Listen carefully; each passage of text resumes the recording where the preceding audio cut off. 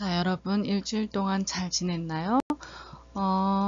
지난 시간에 이어서 이번엔 그 종교의 후반부에 대해서 이제 같이 알아볼 텐데, 우선은 일본의 주요 종교에 대해서 한번 알아볼 거예요. 일본의 주요 종교는 여러 가지 종교가 있지만 표에서 그림에서 보이는 것 같이 세 종류로 나눠서 이제 일본의 주요 종교를 예를 들 수가 있어요. 첫 번째는 신도계는 몇 퍼센트죠? 39%, 거의 40%에 가깝죠.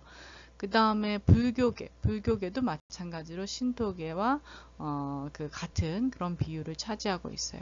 그 다음에 그 밖에 여러 종교들이 18%, 여러 가지 여러 종교들이 있겠죠, 그렇죠? 신도계가 아니고 불교계가 아닌 그런 여러 가지 이슬람교를 포함해서 여러 가지 종교들이 그 밖에 18%에 차지를 하고 있고, 그 다음에 기독교, 키리스토교 이렇게 해가지고 4%, 기독교는 4%밖에 안 돼요. 근데 왜 기독교를 주요 종교에다 넣느냐면 우리나라하고 비교를 해봤을 때 우리나라는 기독교가 차지하는 비율이 어마어마하죠. 그렇죠? 근데 거기에 비해서 일본은 기독교가 성장하지 못했어요. 그래서 일본이 기독교가 성장하지 못한 이유 이런 것들에 대해서 이제 설명을 하려고 일본은 기독교를 주요 종교 가운데 하나로 이렇게 넣었어요. 그래서 주요 특색 있는 그런 종교죠. 기독교라고 한다면 일본에서. 그래서 주요 종교에 꼭 퍼센테이지를 많이 차지하고 있다고 해서 주요 종교가 아니라 특색 있는 종교라는 의미에서 신도와 불교와 기독교를 주요 종교로 꼽았어요. 그래서 각각의 종교가 어떤 특징을 가지고 있는지에 대해서 이제 알아보도록 하겠습니다.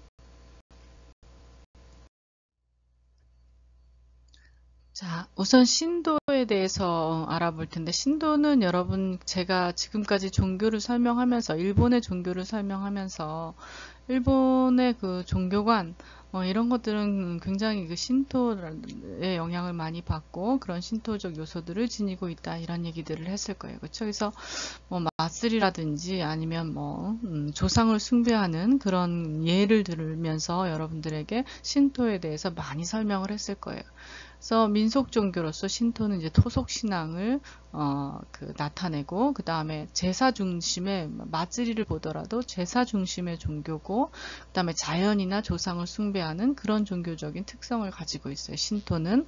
자, 여기 그림에서 이제 보이듯이 요게 이제 빨간 이 문을 도리라고 하는 건데, 이 도리라는 게 있는 거는 여러분들 도리를 지나가면 저 안은 이제 신의 세계가 되는 거예요. 그쵸? 도리를 지나가면 저 안쪽으로는 신의 세계가 되는 거고, 도리를 중심으로 해서 그 도리 바깥 쪽에는 이제 세상 인간 세계가 되는 거죠. 그래서 저게 바로 신의 세계와 인간 세계를 구분짓는 하나의 이제 상징이 되겠어요. 그래서 신사에 가면 저런 도리가 많이 있어요. 그래서 절에 가면은 저런 도리는 이제 찾아볼 수 없는 거죠. 절은 누구를 부처가 되기 위해서 스스로 어떻게 하는 거죠? 수행을 하고, 그 다음에 자기 수양을 통해서 해탈의 경지에 이르고, 또 그런 게 이제 종교의 핵이기 때문에 사실은 신이라고는 할 수 없는 거죠. 불교적인 의미에서. 그래서 신을 모신다, 이런 의미는 없는 거죠. 근데 이제 신토에서는, 신의 존재를 우리가 인정하고 신을 모시는 그런 곳이기 때문에 저렇게 이제 신사도 신의 영역과 인간의 영역을 구분해 놓은 저런 것들이 있고, 이제 요 밑에도 이제 제사를 지내는 모습이에요. 그쵸? 제사를 지내는 모습인데, 예를 들어, 불교에서는 이제 제사를 지낸다기보다는 이제 불경을 외거나 낭독을 하거나 이제 그렇게 자기 수양을 하는 데 비해서 여기에서는 이제 조상들이나 자연을 숭배하는 그런 이제 제사의 모습들을 이제 많이 볼 수가 있어요. 이게 신도의 특징이라고 할 수 있는데, 어쨌든 만물에는 지난 시간에 이렇게 설명을 했지만, 만물에는 앞장에서 설명을 했지만 뭐가 있다? 정령이 깃들여져 있다. 만유정령관이라고 해서 우주 모든 물체에는 혼이 깃들여져 있다라고 해서 이제 그런 혼들을 이제 숭배하고 그 혼들에게 자기 자신을 이제 현세의 자기 삶을 의탁하는 그런 종교가 바로 신도라고 할 수 있어요. 자, 앞에서 많이 신도에 대해서는 설명을 했기 때문에 좀 넘어가서 다음 이제 불교에 대해서 한번 알아보도록 하겠습니다.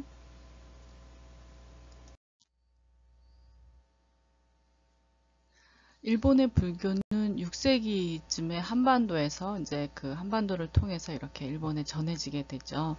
그래서 원래는 이 불교가 이제 중국의 불교, 그 다음에 한반도의 불교, 그 다음에 일본의 불교가 각각 좀 다른 양상을 보이기 때문에 각각 다른 양상을 보이는 그런 이유 아니면 그 과정 이런 것들은 과거에 그 일본의 사상가 나카무라 하즈메라는 사람이 일본인의 사유 방법 아니면 동양인의 사유 방법 이런 책들을 통해서 각각 한국인, 그 다음에 일본인, 중국인들이 불교를 어떻게 받아들이는지에 대해서 이렇게 분류를 해서 정리해 놓은 책이 있어요. 나카무라 하지메의 일본인의 사유 방법 아니면 동양인의 사유 방법 이런 책들을 참고로 하면 되겠고 그래서 일본 불교가 사실상 이렇게 6세기 중반에 일본에 이제 전해지면서 처음에는 일본인들이 불교를 접하기가 조금 힘들었다고 해요. 그래서 불교가 들어왔을 때 일본 그 당시에는 이제 일본 고대 그 당시에는 일본에 이제 만연해 있던 것이 이제 신토적인 그런 종교 문화 그런 문화들이 이제 만연해 있었기 때문에 불교를 이제 어떤 종교라기보다는 문화 그 다음에 예술, 학문 이런 것들로 이제 받아들였겠죠. 그래서 백제에서 이제 승려라든지 불상이라든지 경전이라든지 이런 것들이 이제 많이 전래가 되면서 일본이 불교를 이제 받아들인 것으로 그렇게 나타나 있습니다. 그래서 이 불교가 처음에는 이제 어렵고 불경 같은 경우에는 얼마나 경전이 어려워요. 그렇죠? 어렵고 그렇기 때문에 일반인들보다는 이제 귀족 중심이 되어서 귀족들이 불교를 먼저 활용하는 그런 형태를 보입니다. 6세기에 여러분들도 아시겠지만 일본의 성덕태자, 쇼토쿠타이시라고 하죠. 성덕태자가 불교를 이제 발전시켰다고 이렇게 우리는 이제 기억을 하고 있는데 좀 자세히 성덕태자에 대해서 성덕태자가 어떻게 불교를 발전시켰느냐에 대해서 근거를 보면은 이제 호류지 법륜사라고 돼 있죠. 법륜사가 가장 좀 유력한 근거가 될 수 있겠어요. 법륜사를 이제 성덕태자가 짓게 되었는데 이 법륜사를 지은 이유가 바로 이제 불교를 활성화하고 이제 번창시키기 위해서 법륜사를 지었죠. 법륜사는 오늘날 세계문화유산으로 등록이 된 그런 일본의 아주 귀한 그런 세계문화유산이죠. 가장 오래된 세계에서 가장 오래된 목조 건물로도 아주 유명한 그런 이제 절이 되겠어요. 그 절을 이제 지을 때 사실은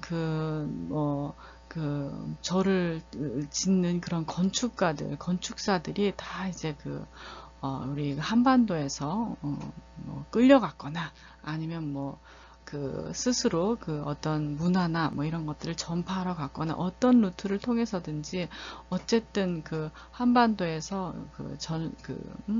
도의를 한 일본으로 간 그런 사람들이 이제 법륜사를 이제 짓게 되었어요. 이건 이제 성덕태자에 의해서 지어진 거지만 기술력이라든지 이런 것들은 한반도의 영향을 많이 받았다고 할 수 있죠.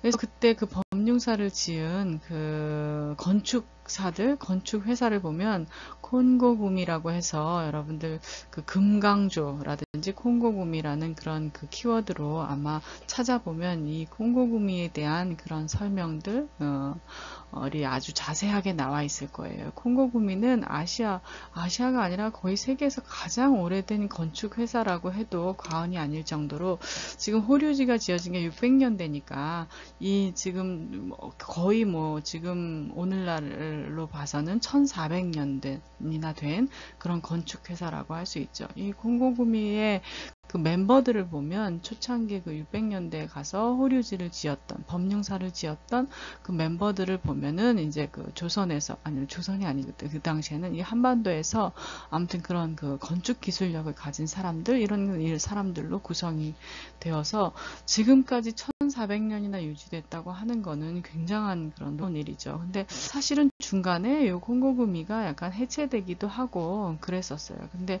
어쨌든 그런 여러 가지 역경은 있었지만 아직도 일본에 현존하고 있는 건축 회사 가운데 하나가 그 법륜사를 지은 콩고구미 금강조고 그 금강조의 초창기 구성 멤버가 한반도에서 건너간 그런 그 건축 기술자라는 거는 우리가 그 어떤 그 건축사에 있어서도 그 다음에 이런 그 역사에 있어서도 뭐 문화라든지 뭐 불교라든지 여러 가지 그를 총괄하는 역사에 있어서도 우리가 간과해서는 안 되는 그런 그 내용이라고 할 수 있어요. 그리고 또 하나는 이런 그 세계문화유산에 그를 이렇게 살펴보면 그 금당벽화라는 얘기, 담징의 금당벽화를 여러분들 아마 많이 접하게 됐을 거예요. 왜냐하면 논란이 굉장히 심하기 때문에 담징은 누구죠? 고구려의 그 승려, 그 다음에 화가, 학자라고 이렇게 지칭되는 그런 그 사람이죠. 그런 인물이죠. 근데 담징의 금당벽화가 호류지, 그러니까 법륜사에 이제 그려져 있었죠. 그래서 금당벽화는 호류지의 금당벽화는 담징이 그린 것이다 라는 그런 그 담징이 그렸죠. 근데 거기에 대해서 이제 일본에서는 우리가 어떤 나라인데 고작 조그마한 그런 한반도의 그런 영향을 이렇게 우리가 보물처럼 귀하게 여기는 이런 그 문화재들이 고작 그 우리의 손으로 그 만들어진 게 아니라 한반도에서 온 사람들의 손으로 만들어진 거에 대해서 인정하고 싶지 않은 거죠. 그렇죠? 그래서 그런 어떤 기다 아니다 이런 논란들이 굉장히 심합니다. 굉장히 심한데 어쨌든 뭐 담징의 금당벽화를 보건 아니면 그 호류지 지은 금강조 콩고구미를 보던 세계문화유산으로 가장 이 세계에서 오래된 목조 건물로 인정을 받는 그런 세계문화유산으로 지정된 이 법륜사가 바로 일본에서 이제 그 불교를 번창시키기 위해서 쇼토쿠 타이시 성덕 태자가 지은 그런 게 아직까지도 남아 있다는 거. 그다음에 처음에는 이렇게 이제 그렇게 귀족들만 향유하던 귀족 중심의 불교였다면 이제 중세로 넘어가면서 이 불교가 어때요? 중세는 어땠어요? 일본이 귀족에서 그 실질적인 그 실권이 권력이 귀족에서 무사로 넘어가던 그런 시기였죠. 그 다음에 중세는 완전히 이제 그 고대 말부터 중세는 완전히 그 무가 중심의 사회였어요. 그렇다 보니까 이 불교도 귀족들이 향유하던 불교에서 약간 성향이 이제 변하기 시작하는 거예요.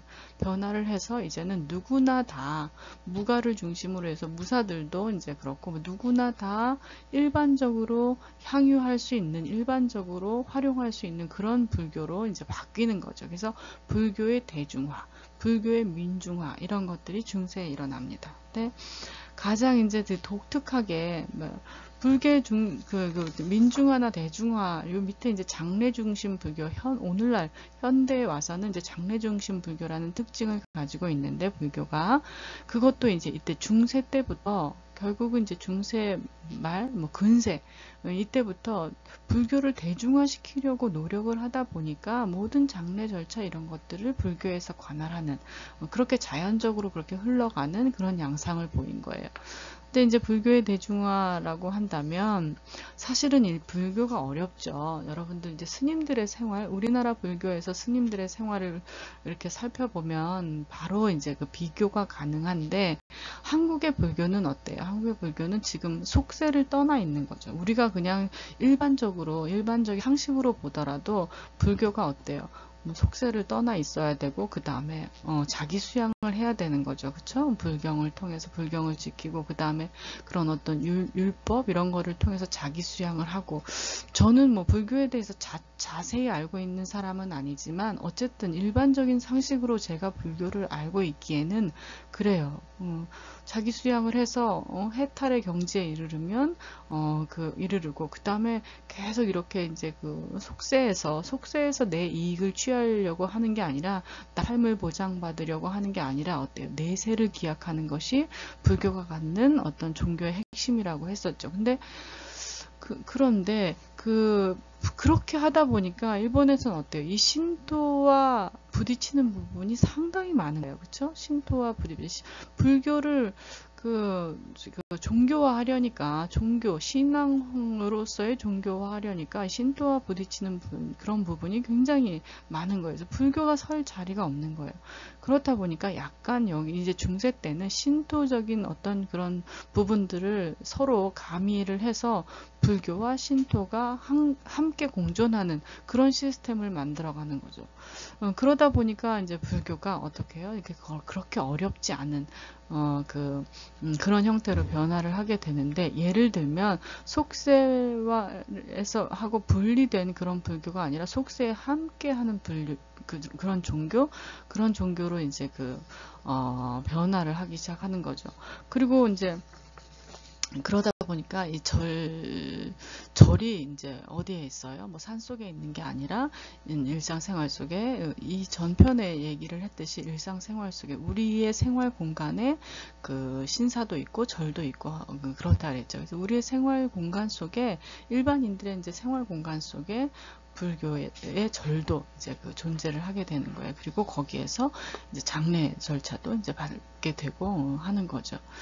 근데 또 스님들의 이제 그런 어떤 걸 보면은, 스님들도 우리나라의 스님들은 어때요? 이제 불교의 종파에 따라서, 여러 가지 종파에 따라서 물론 약간의 차이는 있고 좀 다르겠지만, 대부분 우리나라의 스님들은 어때요? 이제 결혼을 하지 않고 굉장히 절제된 생활을 하고, 속세를 떠나서 뭐 그런 신앙인으로서 생활을 하죠. 근데 일본의 스님들 같은 경우에는 신앙인으로서의 생활이 아니라 거의 뭐랄까, 스님이라는 게 하나 직업으로서 갖는 거지, 신앙인으로서만 갖는 그런 의미는 갖고 있지 않아요. 그래서 스님들이 결혼도 하고 아이도 낳고, 그 다음에 사실상 경전대로 하면 우리가 살아있는 생명 이런 것들을 소중히 해야 되기 때문에 살생을 하지 말아야 하기 때문에 고기도 먹으면 안 되고 생선 먹으면 안 되죠. 그렇죠? 일본의 스님들은 고기도 먹고 뭐 여러 가지 살아있는 생선도 먹고, 그런 거에 어떤 제한이 없어요. 그런 제한을 두지 않게 된 그 계기가 바로 중세 때 일본의 불교를 대중화하고 민중화시키는 그런 과정에서 그렇게 변형시켰기 때문이에요. 또 하나 여러분들이 기억하고 있는지는 모르겠지만, 혹시 여러분들 남녀호랭개교라는 그런 용어 아나요? 지금 나중에 여러분들 창가학회라는 창가학회라고 하죠. 우리나라 말로는 창가학회라고 하고, 일본어로는 소가가카이라고 하는데, 이제 일본의 신종교에서 이제 이 소가가카이를 소개를 할 거예요. 창가학회. 근데 이 창가학회가 바로 이때 이제 생겨나면서, 중세 때 이제 생겨나면서 불교를 어느 정도로 쉬운 불교로 만드느냐면, 경전을 이해하지 못해도 모두가 다, 이제 일본인들이 그 당시에 얼마나 많은 사람들이 한문을 읽을 줄 알겠어요. 그쵸? 다 조금 학문적인 거하고는 거리가 멀었겠죠? 그래서 근데 그런 학문적인 것과는 거리가 먼 일반인들이 그랬었기 때문에, 경전을 뭐 다 이해를 하거나, 그 다음에 불교가 가지고 있는 그런 예술, 문화 작품들을 다 이해를 하거나, 이러기에는 조금 그 수준에 못 미쳤던 거겠죠. 그쵸? 그렇다 보니까 경전을 이제 어떤 식으로 이제 쉽게 풀어내느냐면, 남묘호랭개교라는 그런 그 하나의 불경, 하나의 그런 구절을 계속 수없이 반복을 하면 네가 경전을 읽은 것과 경전을 터득한 것과 마찬가지의 효과를 얻을 수 있다. 이제 이때 불교는 어떤 자기 스스로 자기 수련을 하는 그런 불교에서 약간 뭐랄까 뭔가를 기원해서 내 복을 현세 이익적인 내 복을 좀 기원하는 그런 양상의 종교로 변화되어 있었기 때문에 거기에 일환으로 그런 그 종교된 불교의 일환으로 막 그 경전 다 이해하지 못해도 1구절만 막 반복해서 이렇게 그 읊조리면 그 경전을 터득한 것과 마찬가지라는 그런 그 이제 룰이 아니라 그런 이제 그 어떤 하나의 방법을 만들어낸 거죠. 불교를 대중화시킬 수 있는 그런 방법을 만들어낸 거죠. 그렇다 보니까는 이제 사람들이 불교가 경전이 그렇게 어려운 건 줄만 알았는데 남묘호랭개교 이런 제가 발음이 조금 안 좋았네요. 남묘호랭개교예요. 남묘호랭개교 남무묘법년화경이라는 이제 한자를 일본어로 풀어서 이렇게 일본어로 발음을 하면 남묘호랭개교라는 그런 발음이 되는데 이제 이런 것들만 계속 이제 반복해서 읊조리면 경전을 터득한 것과 마찬가지의 효과를 얻을 수 있다라는 그런 그 희망을 일반인들에게 불어넣어주면서 일반인들도 불교를 어렵지 않게 민중화된 그런 불교를 실생활에서 활용할 수 있게끔 그렇게 만들어 놓은 거죠. 그렇다 보니까 그런 불교가 오늘날 이제 물론 그 중간에 불교를 뭐 에도시대 라든지 이런 때는 불교를 또 막 이렇게 굉장히 금기시하는 그런 그 과정도 있었고 그랬었어요. 그렇지만은 오늘날 쭉 그런 어떤 과도기를 거치면서 그런 과정들 조금 불교가 전락을 하고 다시 뭐 이제 이렇게 부흥을 하고 이런 과정을 거치면서 오늘날의 불교는 일반인들이 뭐 불교를 신앙으로 갖는다기보다는 아까 말했죠. 장례를 장례 절차를 이 불교에서 관할을 하면서 불교가 발전을 해온 그런 모습들을 볼 수가 있습니다. 그래서 지금 오늘날 일본에서 어느 정도의 장례 절차를 불교에서 관할을 하고 있느냐면 거의 80% 이상이에요. 80~90% 정도가 장례식, 우리나라는 어떻죠? 우리나라는 장례식을 하면은 일단은 어디에서 그 장례 절차를 밟아요? 옛날에는 과거에 우리 이제 동네들을, 제가 어렸을 때 이런 동네를 보면, 장의사라는 곳이 있었어요. 장의사라는 간판이 걸려 있었고, 아마 여러분들 부모님께 여쭤보면 여러분들 부모님들도 기억을 하고 있을 거예요. 그래서 장의사라는 곳이 있어서 이제 누가 이제 죽음을 맞이하게 된 그 장의사에서 그 장례 절차를 다 주관을 해주고 거의 대부분 이제 병원이라는 개념보다는 집에서 돌아가시기 때문에 장의사에서 장례 절차를 주관을 해주고 근데 오늘날 우리나라는 어때요?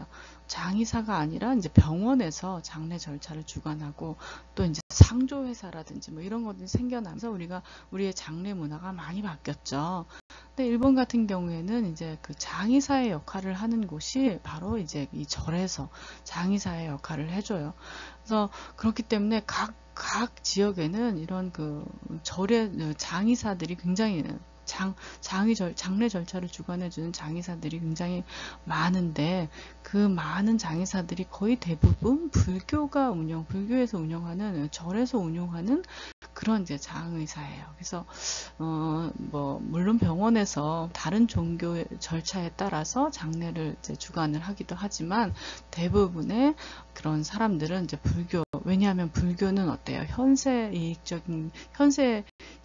내가 지금 지금 이 세상을 살아가지만 현세가 아니라 내세를 보장받을 수 있는 죽은 사후의 세계를 보장받을 수 있다고 했죠. 그렇기 때문에 살아가는 동안 내가 다른 종교를 믿었다고 하더라도 다른 종교 조금 아주 신앙인이 아닌 그런 입장에서 다른 종교에 의존을 하고 좀 그랬다고 하더라도 죽을 때는 불교의 의해서 교회 장례 절차에 의해서 내세를 확보받고 싶어하는, 내세를 이제 보장받고 싶어하는 그런 마음이 있기 때문에 일본에서는 이제 거의 대부분 불교에서 이제 장례를 이제 치르게 되는 거죠. 그래서 사실은 이제 이런 얘기들은 여러분들이 어느 뭐 자료를 찾든지 아마 조금씩은 다 이렇게 설명이 되고 알아낼 수 있는 그런 얘기들일 거예요. 근데 여러분들이 어디에서든 찾을 수 있는 얘기들보다는 조금 못 들어본 얘기들을 하나 이제 가지고 온다면,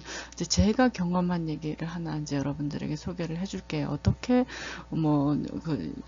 장례 절차를 어떻게 밟는지 뭐 이런 구체적인 건 아니지만, 그러다 보니까 이 절들이 굉장히 이제 부자들이 많아요. 절의 스님들은 아까 어떻다 그랬어요. 스님들은 뭐 신앙인이라기보다는 하나의 직업인으로서 그런 사명을 가지고 절을 운영을 하기도 하고 하죠. 그래서 이 절이 사유재산인 경우가 굉장히 많아요. 사유재산인 경우가. 제가 이제 석사 공부를 한 게 이제 임상심리학이다 보니까,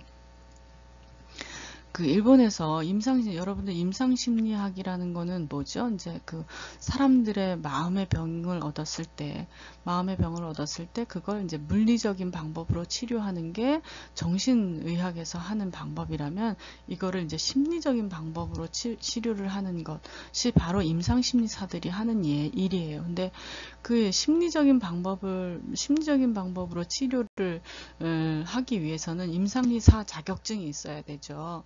근데 제가 석사 때 임상심리학과에 에서 이제 공부를 하다 보니까 저희 과에는 스님들이 많이 들어와요. 스님들이 입학을 해요. 왜냐하면 임상심리사 자격증을 따기 위해서. 임상심리사 자격증을 왜 따겠어요? 장례 이 절차들을 다 주관을 하고, 스님들이 장례 절차들을 주관을 하고, 그러다 보니까 이 상실감에 가족의 죽음을 맞이한, 가족을 죽음으로 잃고 한 그런 가족들, 남은 유가족들의 상실감을 어루만져주고 달래주고, 이런 실감이 나중에는 아주 심한 경우에는 어떤 그런 정신병적인 이런 걸로 막 드러나기도 하고, 발작 증세를 보이기도 하고 막 이렇기 때문에, 그런 사람들을 잘 상담을 해서 그런 심리적인 치료를 할 수 있는 그런 임상심리사가 절에서 필요한 거예요. 절에서 이제 그러다 보니까 스님들이 임상심리사 자격증을 위해서, 또 임상심리에 대한 그런 어떤 공부를 위해서 우리 학교에 이제 많이 입학을 하게 되는 그런 경우를 볼 수 있었어요. 그래서 제 동기 가운데 하나도 스님이 한 사람이 있었어요. 근데 그래서 이 스님하고 같이 공부를 하다 보니까 이 스님들이 어떤 삶을 살고 있는지 제가 좀 가까이에서 볼 수 있었어요. 가까이에서 볼 수 있었는데, 이 종교인이라는 그런 인식은 전혀 느끼지 않을 정도, 신앙인, 종교인이 아니라 이 사람은 그냥 절에서 일하는, 절에서 종사하는 하나의 직업인, 이런 인식들을 많이 갖게 되고, 또 이제 저희랑 이렇게 친하게 이제 지내잖아요. 친하게 지내는데 굉장히 이렇게 뭐랄까 부자였어요. 왜냐하면 이들의 절이 장례를 이제 주관하다 보니까 돈을 많이 벌어요. 근데 또 그러면은 일본에서 죽으면 장례비가 많이 들기 때문에 굉장히 좀 곤란하겠다라는 생각을 하게 되는데, 이 친구한테 물어보니까 그 사람 형편에 맞게 가격을 결정한다고 하더라고요. 그러니까 물론 어떤 절이나 다 그렇다고 이제 보장할 수는 없지만, 이 친구가 이 스님이 운영하던 그런 절의 경우는, 예를 들어서 이 사람 장례 절차를 밟는 사람 유가족들이 별로 이렇게 경제적으로 윤택한 사람이 아니다. 그러면은 우리나라 돈으로 한 100만 원 정도의 그런 금액을 책정해서 장례를 진행을 하고, 그 다음에 이 사람이 굉장히 경제적으로 윤택한 사람이기 때문에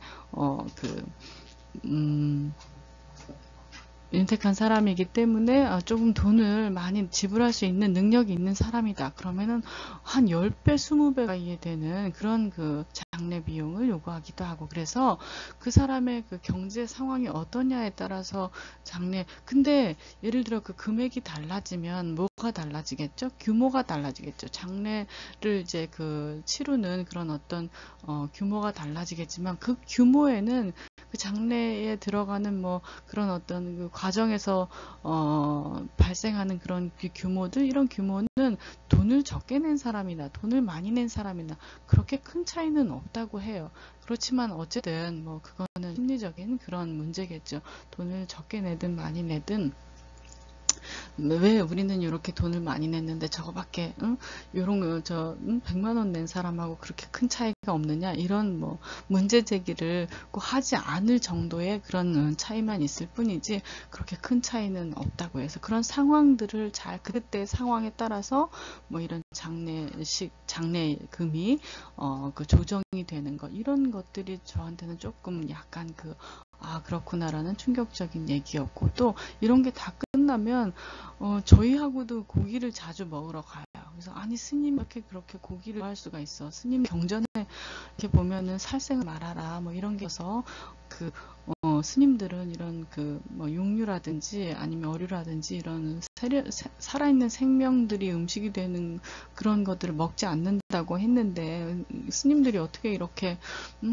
자제로 그런 살생을 하는 거나 마찬가지인데, 간접 살생을 하는 거나 마찬가지인데 어떻게 그렇게 할 수 있느냐라고 이제 물어봤을 때, 그들은 나는 우리의 불교는 그렇지 않다라고 얘기를 했던 기억이 나요. 그래서 우리의 불교는 결혼도 할 수 있고 음식을, 불교가 인간을 위해서 있는 건, 종교라는 건 인간을 위해서 있는 건데 어떻게 인간이 불편하면서 그런 종교를 따를 수가 있느냐. 우리의 불교는 인간들이 활용하는 그런 인간과 굉장히 밀접한 관계에 있는 그런 종교지 인간들을 배제하는 그런 종교가 아니다. 뭐 이런 얘기를 들은 적이 있어요. 그래서 아무튼 일본의 불교는 한국의 불교하고 비교해서 봤을 때 지금 현대적 입장에서 볼 때는, 현대적 그 위치에서 볼 때는 굉장히 많은 그런 다른 부분을 보이고 있고, 그 다음에 유입돼서 불교가 발전되는 그 과정에서도 한국 불교하고는 다른 좀 독특한 양상을 보이죠.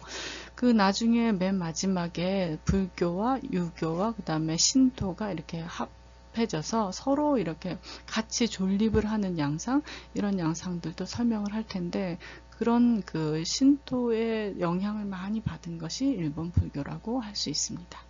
자, 그 다음에는 일본의 기독교에 대해서 한번 알아보도록 하겠습니다.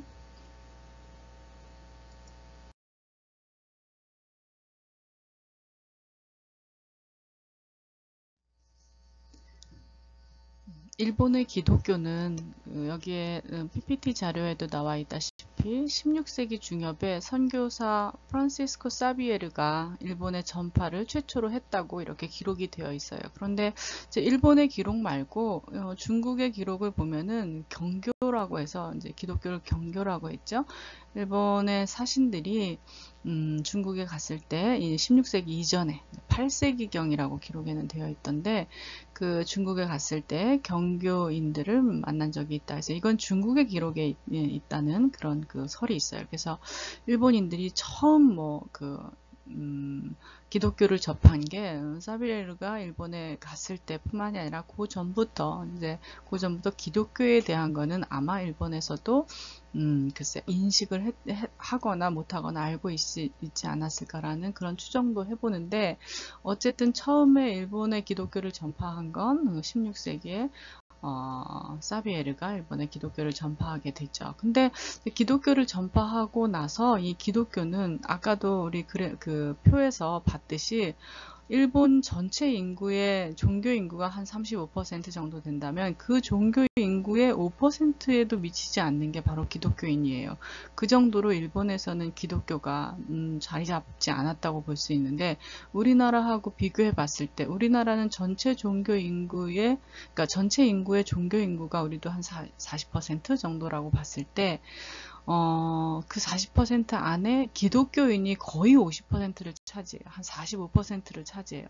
불교가 압도적일 거라고 생각을 한 사람도 있겠지만 그렇지 않고 오히려 과거에는 불교나 기독교나 이렇게 비율이 비슷했었는데 우리나라 같은 경우에는 이제 그게 기독교가 조금 앞서는 그런 양상을 보이죠. 이제 이런 거에 비해서 한국에는 기독교가 이렇게 전파가 되고 확산이 됐는데 일본에는 왜 기독교가 확산되지 못했느냐, 이제 이런 부분이 일본의 기독교에 이제 주목을 하게 만들죠. 그렇죠? 근데 그냥 일반적으로 생각하기에 가장 쉽게 예를 들 수 있는 건 절대 유일신에 대한 그런 인식, 절대 유일신을 수용할 수 없는 일본인들의 생활체계, 습관, 문화 이런 것들이 아마도 기독교를 거부하게 되고, 그러니까 정착하지 못하게 하는 그런 요인이 아닌가라는 생각이 들어요.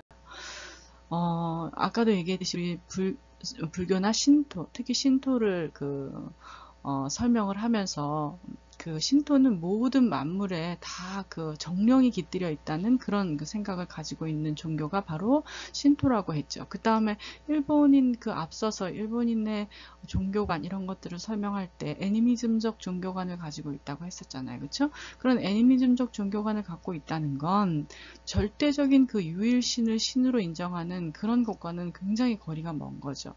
모든 만물의 신적, 영혼 이런 것들이 혼이 깃들여 있다고 생각하는 사람에게 아니다. 모든 것들은 신이 아니라 오로지 한 사람만, 사람이라고 하기엔 좀 그렇고 오로지 한 존재만 신이다라고 게 바로 기독교가 갖고 있는 종교적 특징이잖아요. 그렇죠? 우리는 하나님 기독교에서 얘기하는 거는 하나님만을 신으로 이제 유일신이라고 인정을 하는 게 바로 기독교잖아요. 그렇다 보니까 일본인의 문화, 생활 습관 이런 것과 기독교의 종교적인 시스템이 그런 게 맞지 않는 거예요.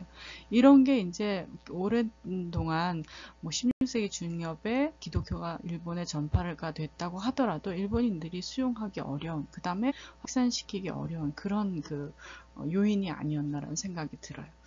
그리고 이 기독교는 그래서 보면은 일단은 16세기 중엽에 들어갔을 때 굉장히 일본 사람들이 이제 호기심을 가지고 기독교를 받아들이게 돼요. 처음에 선교사들이 들어갈 때 선교사들이 이렇게 유일신을 거부하는, 그 다음에 모든 만물에 신이 있다고 생각하는 이런 사람들에게 하나님을 전파하기란 굉장히 어렵겠다. 그렇다 보니까 이제 뭘 가지고 가요? 전도 뭐 이런 그런 기독교 확산 이런 걸 위해서 서양 문물들을 함께 들여가요. 서양에서 이제 일본에 없는 그런 여러 가지 문물들 이런 것들을 함께 들여오다 보니까 일본 사람들이 기독교 자체뿐만이 아니라 기독교가 부수적으로 끌고 들어오는 여러 가지 문화적인 그런 요소라든지 아니면 그런 물건들, 문물들 이런 것들에 호기심을 갖기 시작하는 거예요. 그래서 그런 호기심으로 처음에는 기독교들을 수용을 했다가 그 다음에 이제 이게 수용이 단순히 이렇게 그냥 몇 번만 있었던 게 아니라 수용과 배척, 이게 굉장히 기복이 심했어요. 금방 수용했다가 또 금방 배척했다가 그 기복이 수용하면 아주 적극적으로, 배척하면 아주 시마바라의 난이라고 해서 기독교인을 탄압했던, 기독교인을 색출해내고 탄압했던 그런 기록들은 어마어마하게 무시무시한 기록들이 많죠. 그렇죠? 그런 역사적인 사실들이 있는 것과 있는 바와 같이 이렇게 수용과 배척의 기복이 굉장히 심한 가운데 그래도 그 중에 좀 대표적으로 예를 들자면 그렇게 처음에는 수용할 때는 함께 서양 문물들이 함께 들여오면서 그런 호기심에서 수용이 되고 이게 이제 여러분들 일본의 근세를 한번 생각해 보세요. 근세는 이제 에도 시대죠. 에도 시대. 1600년대부터 1800년대 중반까지 우리 일본의 근대를 시작하기 이전이 이제 일본의 근세인데, 일본의 근세의 전체적인 정치 성향이 어땠어요? 일본이 쇄국 정책을 했었어요. 쇄국 정책. 그쵸? 다른 외부로부터 들어오는 어떤 것들을 배척하는 그런 아주 폐쇄적인 그런 쇄국 정책을 실시했어요. 쇄국 정책을 실시하는 가운데 기독교가 이렇게 외부로부터 서양 세계로부터 들어오다 보니까 이제 이게 어느 한 어떤 힘, 어느 한 부류의 힘이라든지 그다음 국민들에게 주는 그런 영향력이라든지 이런 것들을 굉장히 이제 두려워하게 된 거죠.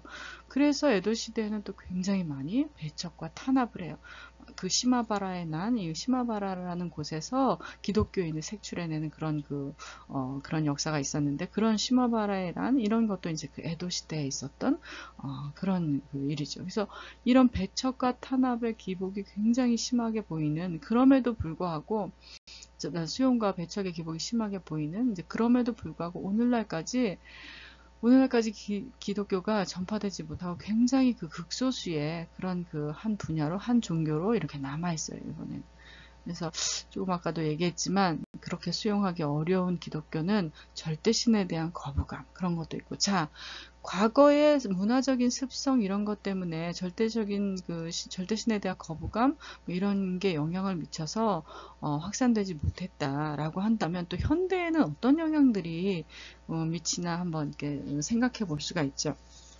근데 혹시 여러분들 통일교에 대한 얘기를 들어본 적이 있나요? 우리나라 이 통일교의 그 창시자는 문선명이라는 사람이죠. 한국 사람이에요. 근데 일본에서 왜 통일교에 대해서 이제 거론을 하는지 들어보면, 한국에서 그 문선명이 이제 그 어떤 이유로든, 이건 종교적인 어떤 그것고 개인적인 일이기 때문에 제가 이렇다 저렇다 얘기를 할 수가 없어요. 근데 여러분들이 궁금하면 한번 그 부분에 대해서는 좀 찾아보기 바라겠고, 어쨌든 한국에서 처음에 초창기에 정착할 수 없었던 통일교가 이제 일본으로 건너가죠. 그래서 일본에서 굉장히 그 교파 그 어떤 전도 활동이라고 하나요? 그 종교를 확산시키는 그런 활동을 굉장히 적극적으로 하면서 일본에서 통일교가 약간 이제 자리를 잡아요. 그 중에 4% 안에 아주 극소수로 통일교가 자리를 잡게 되는 거죠. 근데 사실은 이 통일교가 우리나라에서도 뭐 이단이다 아니다 이렇게 그 얘기가 많잖아요. 근데 글쎄, 이단이라고 하면 통일교 신자들이 뭐 저한테 뭐라고 하겠어요. 굉장히 아주 그 부정적인 시각을 가지고 뭐 이렇게 문제 제기를 할지도 모르겠어요. 그런데 사실 이단은, 여러분들은 이단을 어떻게 생각을 하는지 모르겠어요. 종교에서의 이단은, 제가 그래서 이단을 어떤 교를 이단이라고 해야 되나를 이제 좀 찾아보고 생각을 해보니까, 법적인 근거로 이단이다 아니다, 정치적인 근거로 이단이다 아니다, 사회적인 근거로 이단이다 아니다를 구분짓는 그 기준이 다 다르다고 해요. 다 달라서 어느 쪽에서 볼 때는 어떤 측면에서 볼 때는 이단이지만 어떤 측면에서 볼 때는 이단이 아니다, 이렇게도 정의를 내릴 수 있다고 하더라고요. 근데 제가 그러면은 그런 여러 가지 그 논리들, 여러 가지 그 정의들을 이렇게 취합을 해볼 때, 제 개인적인 생각으로 이단은 사회적으로 무리를 일으키거나 반감을 조성하는, 그 다음에 문제를 발생시키는 그런 종교는 이단이라고 봐야 하지 않나라는 생각이 들어요. 그래서 그랬을 때 분명히 통일교는 일본 사회에서 이단이었어요. 과거형으로 얘기해서 좀 그렇지만 이단이에요. 왜 그러냐면 일본에서의 통일교는 그 인식 자체가, 통일교 하면 일본인들에게 굉장히 그렇게 좀 이렇게 주의를 요하는 교, 내지는 이렇게 어, 그, 뭐, 배척해야 하는, 아니면 좀 이렇게 객관적으로 냉정하게 봐야 하는 그런 그 종교로 그렇게 인식이 되어 있어요. 가끔가다 통일교에서 하는 이제 행사들을 이렇게 보면은 뉴스에, 저도 일본에 있을 때 이거를 이제 뉴스를 통해서 많이 본 거예요. 항상 통일교에서 어떤 행사, 눈에 띄는 그런 행사들이 있을 때마다 뉴스에서 이런 취재를 해서 그 통일교에 대해서 이제 보도를 하고 하는데, 예를 들어서 여기는 결혼도 어떻게 해야 된다? 자기가 사랑하는 사람하고 결혼을 하는 게 아니라 그 교단에서 정해준 상대와 결혼해야 돼요. 그래서 완전히 100% 교단의 교리에 입각해서 자기 삶을 살아야 하는, 그러니까 이거 벌써 그렇게 자기 삶을 살아야 하는 거를, 물론 스스로 택하던 스스로 택하지 않던 간에 그런 거는 어때요? 요즘 이 인류가 추구하는 인권이라든지 이런 거에 상반되는 그런 걸 지향하고 있는 거죠. 더군다나 그냥 그런 또 결혼뿐만이 아니라 영혼 결혼식이라는 것도 있어요. 산 사람하고 죽은 사람하고 결혼을 시키는 거예요. 뭐 이런 것들이 일반적으로 우리가 일반인들이 인식하기에 생각하기에는 조금 그 자연스러운 게 아니기 때문에 일본에서는 이런 뭐 영혼 결혼식이라든지 뭐 이런 통일교에서 주관하는 행사들이 있을 때마다 이렇게 취재를 해서 뉴스에 흘려보내요. 그렇다 보니까 일본인들이 더더욱 더 그 통일교에 대한 거부감, 부정적인 인식 이런 것들을 가지고 있는 거예요. 근데 저도 개인적으로 통일교에 대해서 이제 그 통일교 사람이랑 좀 뭐 어울린다고 해서 그쪽에 갔던 거는 아니고, 그, 교류를 했던 적이 있어요. 제 아이를 초등학교를, 그러니까 지금은 일본에서는 초등학교 소학교라고 하죠. 제 아이를 소학교에 보냈었어요. 한 2년 반 정도 우리 아이가 일본에서 학교를 다녔는데, 이제 일본에 처음 소학교에 이제 하고 전학을 해놓으니까 말도 잘 못하고 좀 어려움이 많았어요. 저도 일본에서는 학부모로서 처음 이제 경험이잖아요. 뭘 어떻게 챙겨줘야 되는지 이런 것들을 잘 모르고 있을 때 한 엄마가 저한테 친절 이상의 접근이라고 해서 좀 그렇지만 친절 이상의 어떤 그런 거를 베풀었어요. 근데 저는 너무 고맙죠. 맨 처음에 일본에 그 아이를 그 학교에 전학을 시켜놓고 아무것도 모를 때 학교 갈 때는 이렇게 해서 보내야 된다. 뭐 그런 규율이라든지 학부모가 지켜야 할 그런 룰이나 학생들이 지켜야 할 룰이나 이런 거를 아주 자세히 알려주고 친절하게 막 예를 들어서 뭐 손걸레를 사와야 된다. 그러면은 그런 손걸레를 어디에 가서 어떻게 사와야 되는지, 아이한테는 또 어떻게 해서 보내야 되는지, 또 뭐 이런 재난 방지를 위한 훈련을 하는 날은 어떻게 해야 되는지, 이런 것들을 굉장히 소소하게 알려줘서 그분이랑 엄청 친해졌어요. 또 저하고 연령대도 굉장히 잘 맞고, 또 그분도 아들 하나를 키우고 있는 이제 엄마고, 그래서 그런 코드가 많이 잘 맞다 보니까 굉장히 친해졌어요. 한 달, 2달 정도를 굉장히 이제 친하게 지냈어요. 친하게 지냈는데, 우리 아이를 일본 학교에 전학을 시키고 나서, 그러니까 그 학교에 다니고 나서 한 2달쯤 있다가 담임 선생님이 저를 이제 보자고 연락이 왔어요.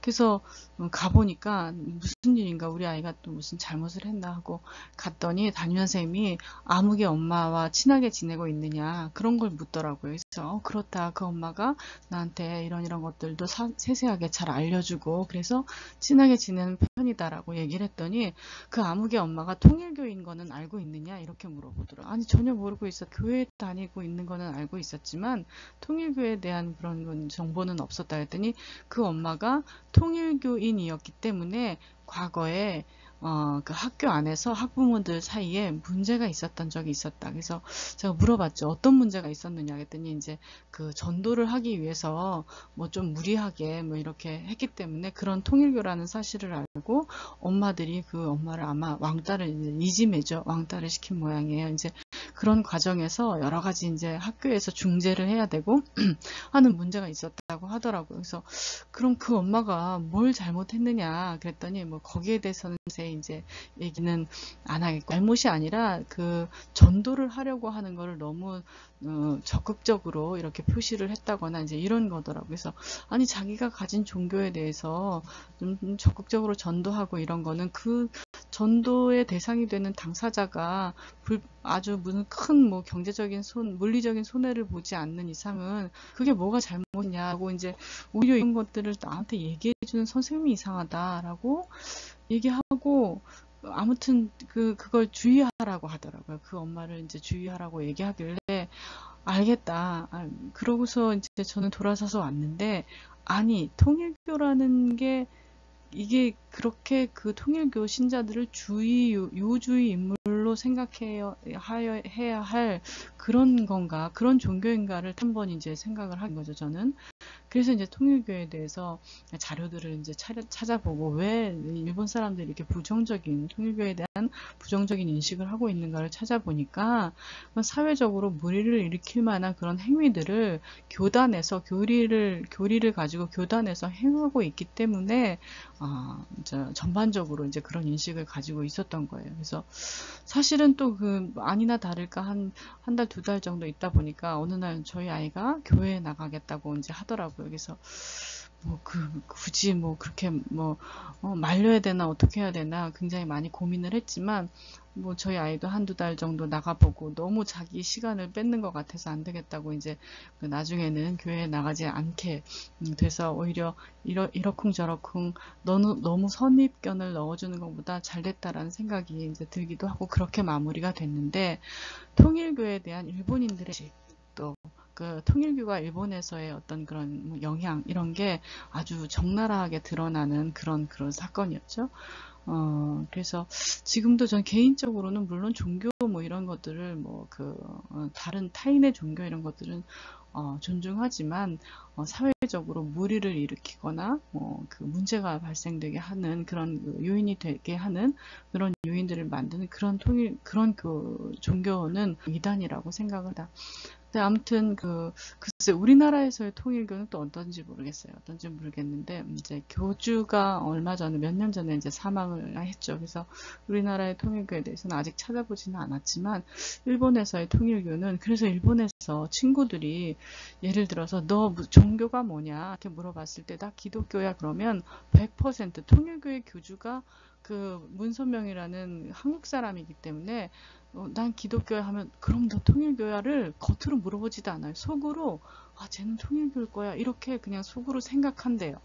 그래서 만약에 기독교인들이 일본 친구들이랑 대화를 할 때 종교에 대해서 얘기하고 나는 무슨 종교야 라고 얘기할 때 통일교라면 통일교라고 얘기를 해도 상관이 없지만 그렇지 않다면 난 기독교야 그런데 통일교는 아니야 라든지 이런 것들은 얘기를 해줘야 그 상대가 듣는 일본 친구가 이 사람은 분명히 한국 사람이기 때문에 통일교일 거야 라는 그런 이런 선입견을 배제할 수 있겠죠.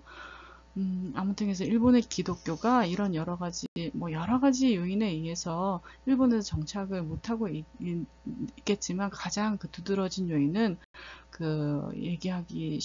두드러진 요인들은 근데 하나는 절대인에 대한 그런 거부감, 그 다음에 지금 현대적 입장에서는 통일교에 대한 부정적인 인식 이런 게 많이 영향을 미치고 있지 않나라는 생각입니다.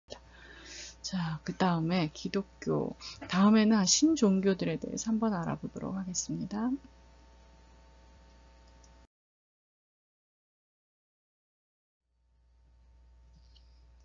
일본의 신종교에 대해서는 이제 전근대, 근대, 현대 이렇게 시기적으로 신종교가 발생하는 현황에 따라서 설명을 할 텐데 우선 여기 표는 이런 일본 신종교에 관한 47도 도도부현별 신앙도 일본 지도 이렇게 해서 나와 있죠. 그래서 얼마만큼 신종교들이 분포되어 있는지 이런 걸 지도로 나타낸 거고 참고적으로 여러분들이 한번 이렇게 쭉 훑어보면 도움이 될 것 같아서 올려놓은 그런 표예요. 그 다음에 옆에는 신종교 신자 수 랭킹 해서 1위부터 30위까지 도대체 신종교에 대한 신자 수가 어느 교가 어느 정도 되나 그래서 순위를 쭉 이제 매긴 거예요. 여기는 이제 이 뒤에 여러분들이 제가 이제 설명을 하게 될 창가학회 같은 것도 들어있고 그 다음에 천리교 이런 것도 들어있고 그 다음에 여러 가지 과거에 새롭게 탄생한 그런 신종교들이 들어있어요. 그래서 참고로 하라고 이거를 이제 올려놓은 표예요. 그래서 여러분들 뒷부분에 신종교에 대해서 설명을 들을 때 혹시라도 좀 궁금하면 참고를 해서 봐주면 좋겠어요. 자, 우리 다음 장으로 넘어가도록 합시다. 전근대에 새로 생겨난 신종교의 대표적인 세 가지 신종교를 들 수 있는데 이제 여기 나타난 크로즈미교, 그 다음에 천리교, 그 다음에 공코교를 들 수 있어요. 천리교는 여러분들 아마 우리나라 유학생들도 지금 많이 가고 그래서 천리대학이 유명하기 때문에 많이 알려져 있을 거예요. 그렇죠? 그래서 천리교에 대해서는 천리교의 천리교가 지향하는 바가 어떤 거죠? 세계를 구제한다 이런 거죠. 서로 도와서 서로 이제 상부상조하면서 뭐 평화와 행복을 추구하고 뭐 이런 그런 그 교리들을 가지고 있는 것 같아요. 그래서 사실은 이 전근대 1838년에 세워진 그 창시된 그런 종교이긴 하지만 그 시대에 만들어져서 우리는 그 시대의 입장에서는 그 시대의 시각에서는 신종교라고 보지만 아직까지도 우리 일본 현대 사회의 천리교가 뭐 천리대학이라든지 아니면 그 천리교를 중심으로 한 지역 이런 지역의 활성화 이런 것들을 보면 이게 신종교라고 할 수는 없는 거죠. 그렇죠? 이미 일본에 정착한 종교라고 할 수 있는 거죠. 그 다음에 크로즈미교라든지 공쿠교도 마찬가지예요. 이 새로운 종교가 생겨나는 건 종교들이 이 크로즈미교, 천리교, 그 다음에 공쿠교가 모두 다 기존의 일본의 역사를 이렇게 볼 때, 그 과도기적인, 그쵸? 그 에도 시기 말기에 생겨난 그런 신잖아요. 그쵸? 근세를 마비하면서 얼마나 근세 말기 얼마나 혼란한 그런 사회였어요. 일본이요. 그쵸? 그래서 그 혼란한 사회에 일본인들이 뭔가 새로운 어떤 기준점, 새로운 종교들을 연구하는 건 아주 자연스러운 현상이라고 할 수 있죠. 그러면서 만들어내는 게 이제 새 종교죠. 그래서 기존 종교에서 새로 달리 종파를 이제 끌고 나와서 새로 만들어낸 것, 이런 종교들을 이제 그 신종교라고 할 수 있는데, 크로즈미교가 그래서 그 에도 시대의 그 막부 말기에 그 혼란스러운 사회 환경에서 새로운 어떤 것들을 쪼개내기 위해서 새로 만들어낸 종교, 이런 종교들 가운데 가장 대표적인, 이 외에도 뭐 종파가 막 분열이 되고 새로 생겨나고 없어지고 한 것들이 굉장히 많지만 그 중에 그래도 아직까지 현존해 있고 대표적이라고 할 수 있는 그런 그 3대 신종교가 근대 이전의 3대 신종교가 크로즈미교, 텐리교, 공코교라고 할 수 있는 거죠. 텔리교는 여러분들이 너무나 잘 알고 있기 때문에 더 설명이 필요 없겠고, 그 다음에 크로즈미교 같은 경우에는 크로즈미교의 교리랄까, 지향하는 바, 아니면 여기에서 주장하는 어떤 내용은 신과 인간은 하나다. 신과 인의 합일? 신과 인은 하나다. 그래서 현인신.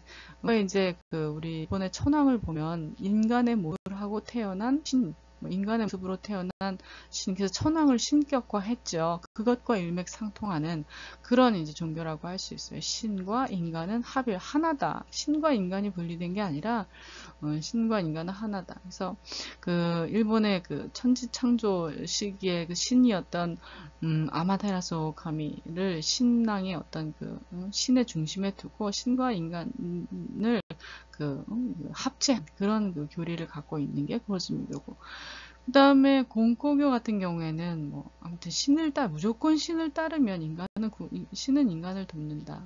그래서 신에게 무례하게 굴거나 신의 그런 행동하지 않고 신을 따라서 행동하면 자연히 신은 우리를 구원한다.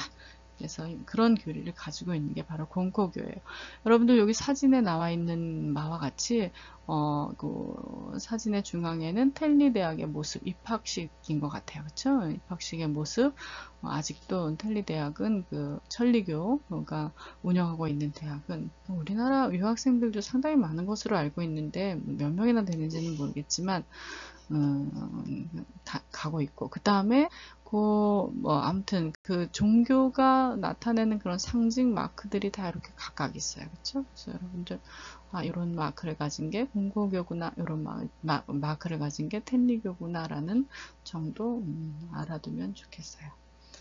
꼭 외워둘 필요는 없고, 옛날에 과거에 일본의 사이비 종교는 아니죠. 제가 얘기를 잘못했습니다. 과거에 일본의 신종교, 이런 종교들을 우리가 다 외워둬야 할 필요는 없지만, 이 근대 이전에 생겨난 이런 종교가 아직까지도 현존해 있어서, 이제는 일본에 정착된 하나의 종교로 자리 잡고 있다는 것 정도 알아두면 좋겠습니다.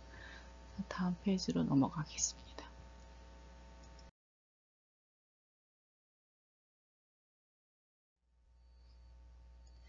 근대에는 대표적으로 오모토교나 소가카카이라고가 대표적인 신종교로 예를 들 수가 있는데, 아까도 얘기했지만 소각가카이는 아까 그 중세에 난요호렌케교라는 그런 그 교에서 그 중세에 불교가 어떻게 일반화시키고 대중화시키는 과정에서 그 난요호렌케교에서 이제 그 파생이 되어 나온 그 교가 바로 이제 그 소가가카이 소가가카이라고 하는 창가학회가 되겠는데, 이게 1930년도에 이제 원래 그 모태는 그 난요호렌케교라고 하는 그런 교가 이제 있었지만 또 그 교파가 분리되면서 창가학회를 이제 만들어 내죠. 그래서 1930년대에 생겼고, 그 다음에 오모토교에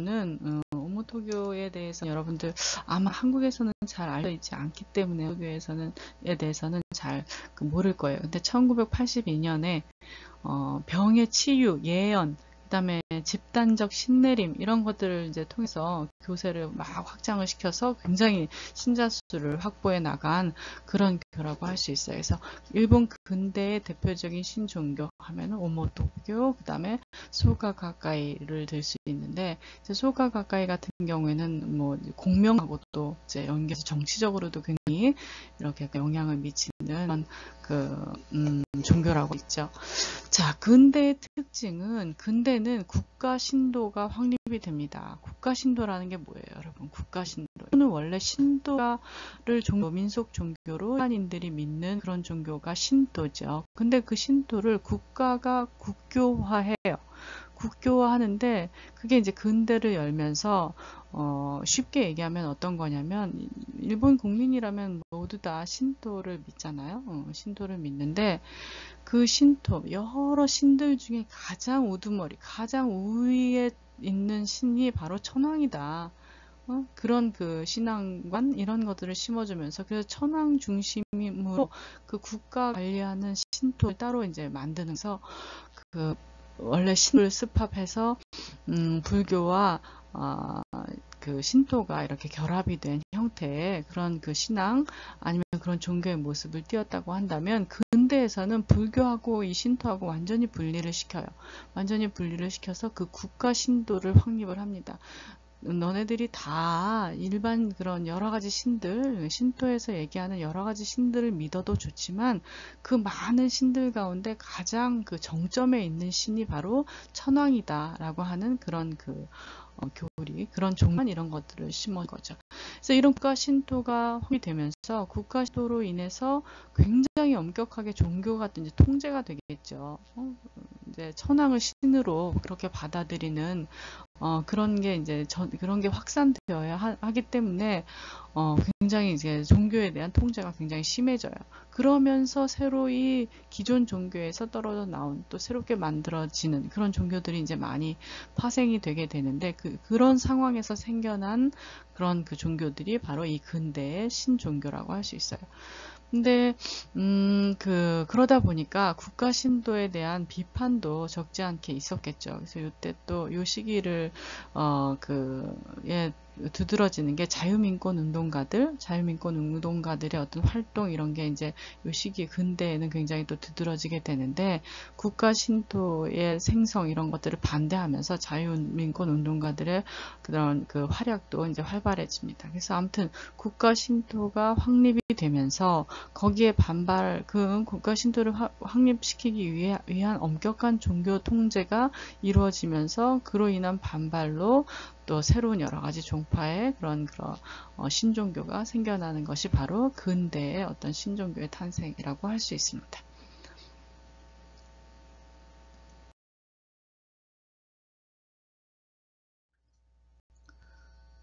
자, 현대를 봅시다. 현대는 언제부터가 현대라고 했죠? 현대 이제 일본이 아시아 태평양 전쟁에서 패전을 하고 그 이후를 우리가 현대라고 했죠. 그래서 1945년을 기준으로 해서 그 이후를 현대라고 하는데, 여기 이제 정교 분리라는 거는 그 현대 이전에 근대의 정치와 종교 종교가 분리가 안 됐었죠.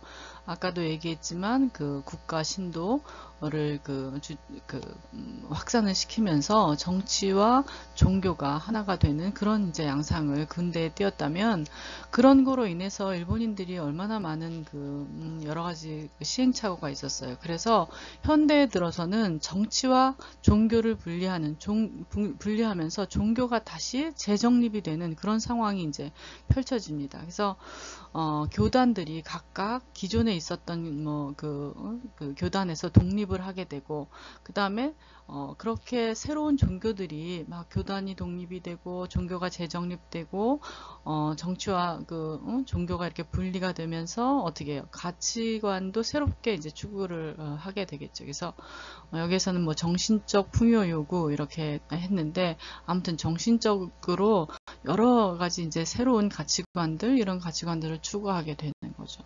현대에 있어서는 그 새로운 가치관 추구하는 거는 일본제가 딱 요 시점이 현대라고 할 수 없잖아요. 그렇죠? 근데 요즘 최근을 얘기하는 거예요. 최근을. 정교 분리라든지 교단 독립이라든지 이거는 이제 현대 초창기 1945년 바로 그 직후 아시아 태평양 전쟁에서 일본이 패전을 하고 난 직후의 이제 상황이고, 새로운 가치관 추구라는 거는 이제 일본이 경제적인 그런 발달을 굉장히 이제 압축 경제라고 해서 빠른 기간 내에 경제 발전을 이룩하죠. 그래서 일본이 처음에 패전을 하고 난 다음에는 굉장히 이렇게 경제적으로 어려운 그런 상황이었는데, 한 20년, 30년 사이에 이제 경제 발전을 굉장히 이렇게 아주 눈에 띄게 그런 발전을 하고 나서, 사실은 이제 종교라는 게 뭐예요? 종교라는 게 인간이 풍족한 그런 인간이 정신적인 그런 충족, 이런 것들을 이제 채우기 위해서 그 종교를 갖는 거잖아요. 그렇죠? 그래서 일본이 경제 성장을 하는 그런 과도기, 그런 현대를 보내면서는 일단은 물질적인 이런 것들이 이제 충족이 되다 보니까, 물질적인 충족 이런 것들을 이제 달성하고 나서는 정신적 풍요를 이제 요구를 되는 거죠. 이제 그러면 새로운 가치관을 만들게 되고, 또 요것뿐 아니라 한 가지 더 이제 예를 들 수 있는, 왜 요때 이제 신교들이 많이 등장을 하느냐면, 기존의 종교들에 대한 신뢰감 이런 것들이 떨어지는 거예요. 예를 들면 기독교다 그러면 하나님 본 적 있어? 과학적으로 기독교가 설명이 안 되는 거죠. 그쵸? 그 다음에 불교, 이것도 어쨌든 기존의 종교들이 과학적으로 설명이 안 돼요. 과학적으로 납득할 수 있는 그런 종교들이 좀 드물죠. 그런 상황에서 좀 납득할 수 있는 이런 종교들은 없을까? 그런 새로운 종교들을 이제 찾게 되는 거죠. 과학으로 설명이 잘 된 종교 중에 하나가 바로 오음진리교예요. 오음진리교라는 건 일본에서 굉장히 이제 사회적으로 문제를 일으키고 막 살인을 저지르고 죄송합니다. 우리나라로 말하자면 어떤 사건이 있었느냐, 오음진리교라는 신교가 이제 등장을 해 사회적 물의를 일으키는 그런 사건들이 있었는데, 오음진리교가 우리나라의 여의도 국회의사당 역 같은 그런 곳에서 지하철역에다가 불특정 다수인을 상대로 독극물을 살포를 해요. 그래서 여러 사람이 죽기도 하고, 아무튼 이런 사회적 문제를 일으켜요. 그래서 오음진리교에 대해서 좀 심도 있게 파헤치다 보니까 이 종교가 가진 그런 교리, 이런 것들이 굉장히 과학적으로 설명이 잘 돼 있었고, 그 다음에 이 오음진리교의 핵심 멤버들을 보니까 이공계통의 전문가들, 이런 전문가들이 굉장히 도쿄 대학을 졸업한 도쿄 대학이라고 하면 일본에서 얼마나 지명도가 있는 그런 대학이에요. 근데 도쿄 대학의 이공계 학과를 졸업한 그런 사람들로 구성이 된, 그런 사람들이 다는 아니지만 그런 사람들이 주축이 되어서 아주 종교를 과학적으로 잘 설명을 해낸 그런 종교이기 때문에 오음진리교가 여러 사람들한테 이제 납득이 된 거죠. 그래서 이제 이 종교가 나중에는 알고 보니까 아주 허무맹랑한 그런 교리들, 이런 교리들을 가지고 있고 해서 사회적으로 문제를 일으키고 나중에 이 종교의 오음진리교의 교주가 아마 사형을 당하게 되죠. 그래서 그런 신종교들이 이제 일본에 많이 등장을 하는 게 일본의 현대예요. 그래서 이미 과거에 일본의 전근대부터 오늘날에 이르기까지 신종교, 전근대의 신종교는 오늘날 일본에서 정착한 이미 정착된 종교로 인정을 받기도 하고 하죠. 그래서 아무튼 그 시대의 신종교, 그 다음에 그 이후에 나타난 신신종교, 그 다음에 오늘날의 종교는 신신신종교라고 이름을 명을 할 만큼 그렇게 새로운 종교들이 계속 파생되어 이어져 나오고 있죠. 그래서 요즘 일본 같은 경우에는 우리나라도 그런 게 있는지 잘 모르겠어요. 근데 이건 제가 확인한 건 아니지만 들은 바에 의하면 우리나라도 인터넷상에서의 그런 종교 이런 것도 있다고 하더라고요. 같이 동반 자살을 하는 그런 사람들, 이런 사람들도 거의 종교적인 이런 그런 인식을 가지고 그런 동반 자살을 하거나 이런 사이트도 있다고 하죠. 그런 사이트를 확인해 본 거는 아니지만, 근데 일본에서도 마찬가지예요. 일본에서도 요즘 신신신 종교는 어떤 형태가 없는 교리도 없고 교주도 없고 교단도 없고 형태가 없는 종교지만 어쨌든 사이트상에서 같이 이렇게 공통적으로 공감대를 형성하고 운영이 되는 그런 종교도 있다고 해요. 그래서 아무튼 그런 걸로 볼 때 현대 일본의 종교는 신신신 종교까지, 그래서 참 상상을 초월한 그런 종교들도 확인할 수 있는 그런 종교들도 있는 그런 게 이제 현대의 일본의 신 종교가 아닌가라는 생각을 합니다. 자, 오음진리교 외에도 여러 가지 이제 장애 교회인가 그런 것들도 있고, 과거에 생겨난 그런 장생의 집인가 그런 것도 있고, 아무튼 신종교들이 일본은 굉장히 많아요. 종파가 이제 분리되어서 새롭게 생겨난 종교가 작건 크건, 아까 리스트 맨 처음에 신교의 신자수 랭킹들을 보여준 것도, 제시한 것도 여러분들 우리나라하고 비교해 볼 때 일본에서는 새롭게 교파가 분리돼서 생겨나는 그런 종교들, 이런 종교들을 중심으로 해서 신종교들이 굉장히 많이 이렇게 다양하게 환되고 분포되어 가고 있는 그런 현상들을 볼 수 있어요. 우리나라보다 먼저 경제 발전을 이룩한, 원래 경제 발전을 이룩하고 아까도 얘기했지만 물질적인 충족감 이런 것들을 달성한 사회에서는 물질적인 충족감 이후에 정신적인 충족감 이런 것들을 채우기 위해서 여러 가지들을 찾아내고 가치관을 새로 만들고 하는데, 그 가운데 하나가 새롭게 만들어내는 종교, 인간이 해결할 수 없는 부분에 의뢰하고 의지하고 하려는 그런 것 때문에 종교를 우리가 만들기 때문에, 그런 면에서 아무튼 정신적 풍요를 요구하는 그런 측면에서 신신신 종교까지도 그렇게 어떤 사회 현상으로 나타나고 있는 게 바로 일본의 현대 종교라고 할 수 있습니다. 자, 다음 페이지를 한번 보도록 할게요.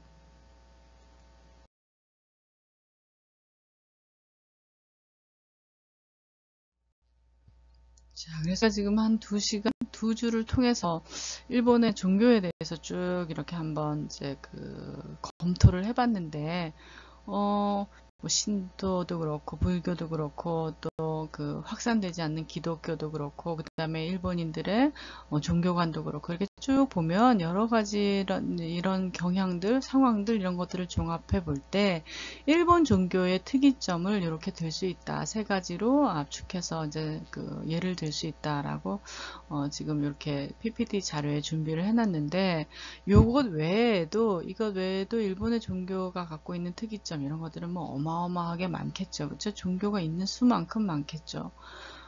일본은 종교 국가다, 일본인은 종교인들이다 라고 할 만큼 굉장히 다양한 그런 특이점들이 많겠지만, 이제 대표적으로 볼 때 첫 번째 신불습합, 여기에다가 이제 유교까지도 합해지면 신불유습합이라는 그런 그 양상을 볼 수가 있어요. 우리는 뭐 불교는 불교, 기독교는 기독교, 또 뭐 이슬람교는 이슬람교, 딱딱 그 종교가 분리가 되어 있는 것 있죠. 근데 이제 일본의 종교의 특징은 신도의 좋은 점, 불교의 좋은 점, 기독교의 좋은 점, 무슨 교의 좋은 점, 뭐 유교의 좋은 점, 이런 점들을 따서 이런 것들을 접목시키는 그런 양상들을 나타내는 게 바로 일본 종교의 특이점이라고 할 수 있어요. 신앙을 종교로 생각하면은 그거는 불가능한 거죠. 그렇죠? 근데 생활을 종교를 그냥 생활에서 활용을 하기 때문에 있을 수 있는 그런 현상이라고 얘기를 했던 것 같아요. 그래서 신불스팝 이런 것들이 이제 아직까지도 일본 종교에서 보여지는 그런 특징이라고 할 수 있고, 그 다음에 국가신도. 국가신도는 신사신도. 일본인이 이 신도를 그 종교로 그러니까 토속 신앙으로 이렇게 하나의 신앙으로 자리 있는데 신도가.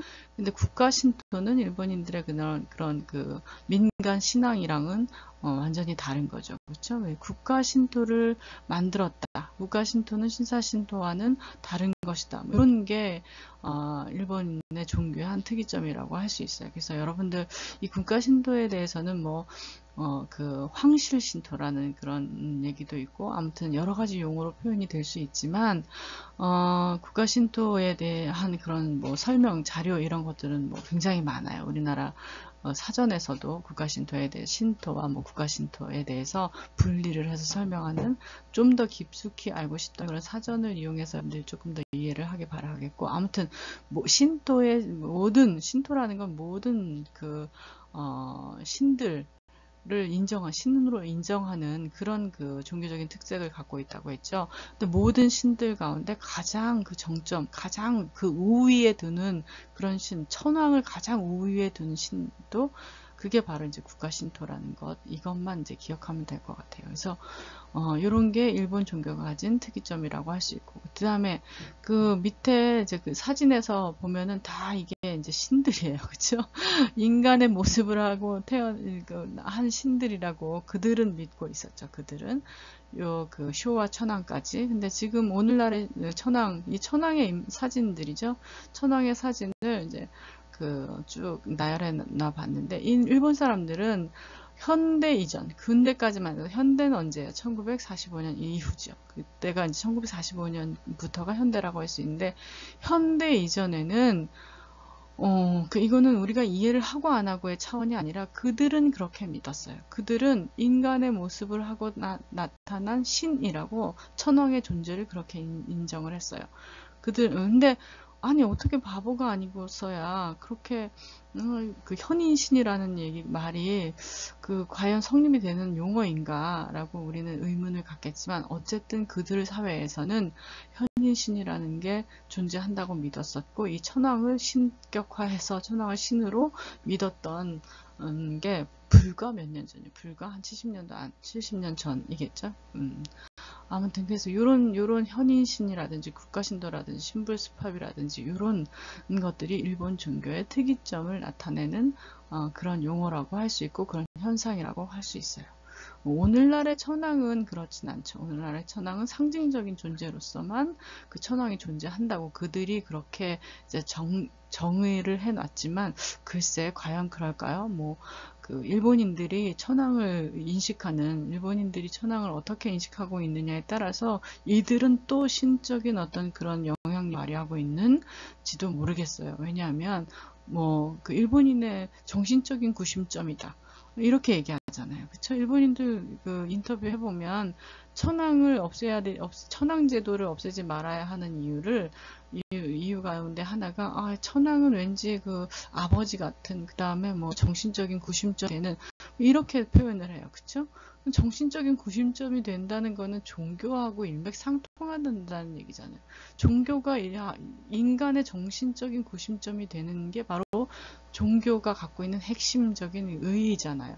그런 거로 따져볼 때 글쎄 단정 지을 수는 없지만, 지금은 상징적인 어떤 그런 상징물로만 존재하는 것인가 라고 봤을 때 딱 그렇다라고는 대답하기 어려운 그런 존재가 일본의 천황이 아닌가라는 생각이 들어요. 여러분은 어떻게 생각하는지 한번 여러분들의 생각을 정리해 보기 바랍니다. 자, 이상으로 일본 종교에 대한 수업은 마치도록 하겠습니다. 다음 시간은 일본 생각하고 상상하고 있는 거는 일본 교육인데, 아무튼 다음 시간까지 새로 정리를 해서 여러분들에게 PPT 자료를 제공하도록 하겠습니다. 수고하셨습니다.